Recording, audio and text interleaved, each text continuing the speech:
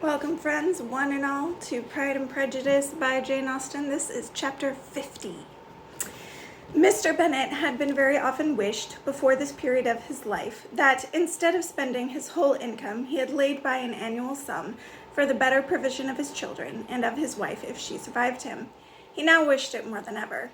Had he done his duty in that respect, Lydia need not have been indebted to her uncle for whatever of honor or credit could now be purchased for her. The satisfaction of prevailing on one of the most worthless young men in Great Britain to be her husband might have rested in its proper place. He was seriously concerned that a cause of so little advantage to anyone should be forwarded at the sole expense of his brother-in-law, and he was determined, if possible, to find out the extent of his assistance and to discharge the obligation as soon as he could. When first Mr. Bennet had married, economy was to be perfectly useless, for, of course, they were to have a son. This son was to join in cutting off the entail as soon as he should be of age, and the widow and younger children would by that means be provided for. 5 daughters successively entered the world, but yet the son was to come, and Mrs. Bennet for many years after Lydia's birth had been certain that he would. This event had been at last despaired of, but it was then too late to be saving. Mrs. Bennet had no turn for economy, and her husband's love of independence had alone prevented their exceeding their income. £5,000 was settled by marriage articles on Mrs. Bennet and the children, but in what proportions it should be divided amongst the latter depended on the will of the parents. This was one point, with regard to Lydia at least, which was now to be settled, and Mr. Bennet could have no hesitation in acceding to the proposal before him. In terms of grateful acknowledgment for the kindness of his brother, though expressed most concisely, he then delivered on paper his perfect approbation of all that was done, and his willingness to fulfill the engagements that had been made for him. He had never before supposed that, could Wickham be prevailed on to marry his daughter, it would be done with so little inconvenience to himself as by the present arrangement. He would scarcely be £10 a year the loser, by the 100 that was to be paid them, for what with her board and pocket allowance, and the continual presents in money which passed to her through her mother's hands, Lydia's expenses had been very little within that sum. That it would be done with such trifling exertion on his side, too, was another very welcome surprise, for his chief wish at present was to have as little trouble in the business as possible. When the first transports of rage which had produced his activity in seeking her were over, he naturally returned to all his former indolence. His letter was soon dispatched, for though dilatory in undertaking business, he was quick in its execution. He begged to know farther particulars of what he was indebted to his brother, but was too angry with Lydia to send any message to her. The good news quickly spread through the house, and with appropriate speed through the neighborhood. It was borne in the latter with decent philosophy. To be sure, it would have been more for the advantage of conversation had Miss Lydia Bennet come upon the town, or, as the happiest alternative, been secluded from the world in some distant farmhouse. But there was much to be talked of in marrying her, and the good-natured wishes for her well-being, which had proceeded before from all the spiteful old ladies in Meryton, lost but little of their spirit in this change of circumstances, because with such a husband her misery was considered certain.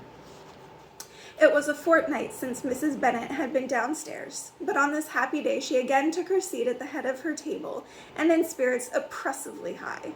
No sentiment of shame gave a damp to her triumph. The marriage of a daughter, which had been the first object of her wishes since Jane was 16, was now on the point of accomplishment, and her thoughts and her words ran wholly on those attendants of elegant nuptials, fine muslins, new carriages, and servants. She was busily searching through the neighborhood for a proper situation for her daughter, and, without knowing or considering what their income might be, rejected many as deficient in size and importance. Hyde Park might do, said she, if the Goldings would quit it, or at the great house at Stoke, if the drawing-room were larger, but Ashworth is too far off. I would not bear to have her 10 miles from me. And as for Purvish Lodge, the attics are dreadful. Her husband allowed her to talk on without interruption while the servants remained, but when they had withdrawn, he said to her, "Mrs. Bennet, before you take any or all of these houses for your son and daughter, let us come to a right understanding. Into one house in this neighborhood they shall never have admittance. I will not encourage the impudence of either by receiving them at Longbourn." A long dispute followed this declaration, but Mr. Bennet was firm. It soon led to another, and Mrs. Bennet found, with amazement and horror, that her husband would not advance a guinea to buy clothes for his daughter. He protested that she should receive from him no mark of affection whatever on the occasion. Mrs. Bennet could hardly comprehend it. That his anger could be carried to such a point of inconceivable resentment as to refuse his daughter a privilege without which her marriage would scarcely seem valid, exceeded all that she could believe possible. She was more alive to the disgrace which the want of new clothes must reflect on her daughter's nuptials than to any sense of shame at her eloping and living with Wickham a fortnight before they took place. Elizabeth was now most heartily sorry that she had, from the distress of the moment, been led to make Mr. Darcy acquainted with their fears for her sister. For since her marriage would so shortly give the proper termination to the elopement, they might hope to conceal its unfavorable beginning from all those who were not immediately on the spot. She had no fear of its spreading farther through his means. There were few people on whose secrecy she would have more confidently depended. But at the same time, there was no one whose knowledge of a sister's frailty would have mortified her so much. Not, however, from any fear of disadvantage from it individually to herself, for at any rate there seemed a gulf impassable between them. Had Lydia's marriage been concluded on the most honorable terms, it was not to be supposed that Mr. Darcy would connect himself with a family where to every other objection would now be added an alliance and relationship of the nearest kind with the man whom he so justly scorned. From such a connection she could not wonder that he should shrink. The wish of procuring her regard, which she had assured herself of his feeling in Derbyshire, could not in rational expectation survive such a blow as this. She was humbled. She was grieved. She repented, though she hardly knew of what. She became jealous of his esteem when she could no longer hope to be benefited by it. She wanted to hear of him when there seemed the least chance of gaining intelligence. She was convinced that she could have been happy with him when it was no longer likely they should meet. What a triumph for him, she often thought. Could he know that the proposals which he had proudly spurned only 4 months ago would now have been gladly and gratefully received? He was generous, she doubted not, as the most generous of his sex, but while he was mortal, there must be triumph. She began now to comprehend that he was exactly the man who, in disposition and talents, would most suit her.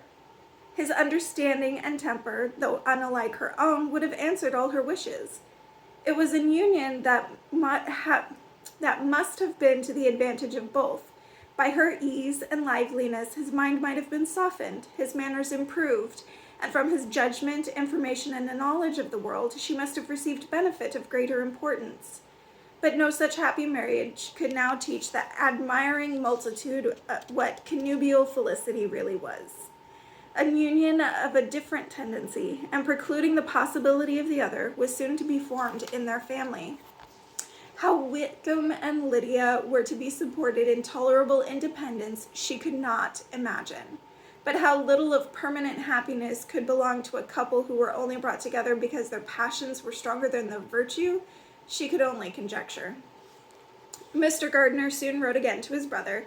To Mr. Bennet's acknowledgments he briefly replied, with assurances of his eagerness to promote the welfare of any of his family, and concluded with entreaties that the subject might never be mentioned to him again.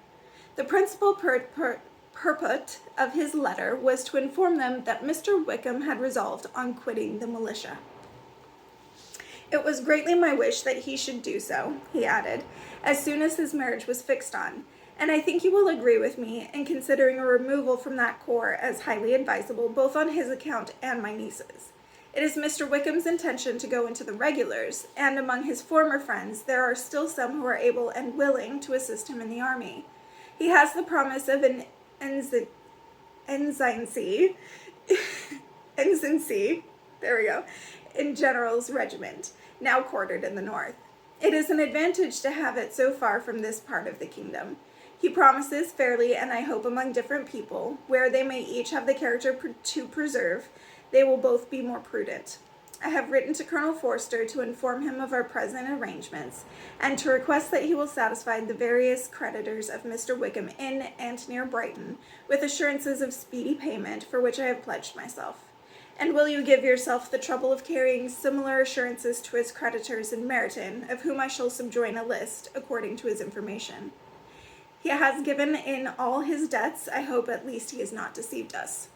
Haggertson has our directions and will be completed in a week. They will then join his regiment unless they are first invited to Longbourn, and I understand from Mrs. Gardiner that my niece is very desirous of seeing you all before she leaves the South. She is well, and begs to be dutifully remembered to you and her mother. Yours, etc., E. Gardiner. Mr. Bennet and his daughters saw all the advantages of Wickham's removal from the shire as quickly as Mr. Gardiner could do. But Mrs. Bennet was not so well pleased with it. Lydia's being settled in the north just when she had expected most pleasure and pride in her company, for she had by no means given up her plan of their residing in Hertfordshire, was a severe disappointment. And besides, it was such a pity that Lydia should be taken away from a regiment where she was acquainted with everybody and had so many favorites. She is so fond of Mrs. Forster, said she, it will be quite shocking to send her away. And there are several of the young men, too, that she likes very much. The officers may not be so pleasant in General's regiment. His daughter's request, for such it might be considered, of being admitted into her family again before she set off for the north, received at first an absolute negative. But Jane and Elizabeth, who agreed in wishing, for the sake of their sister's feelings and consequence, that she should be noticed on her marriage by her parents, urged him so earnestly, yet so rationally and so mildly, to receive her and her husband at Longbourn as soon as they were married, that he was prevailed on to think as they ought and act as they wished. And their mother had the satisfaction of knowing that she should be able to show her married daughter into the neighborhood before she was banished to the north. When Mr. Bennet wrote again to his brother, therefore, he sent his permission for them to come, and it was settled that as soon as the ceremony was over, they should proceed to Longbourn. Elizabeth was surprised, however, that Wickham should consent to such a scheme, and, had she consulted only her own inclination, any meeting with him would have been the last object of her wishes. Well, Lydia and Wickham are getting married. I don't know, honestly, that her parents have learned a real lesson from this, let's be real.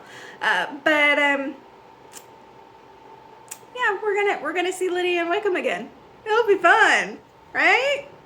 Yeah. Okay, I'll see you next time.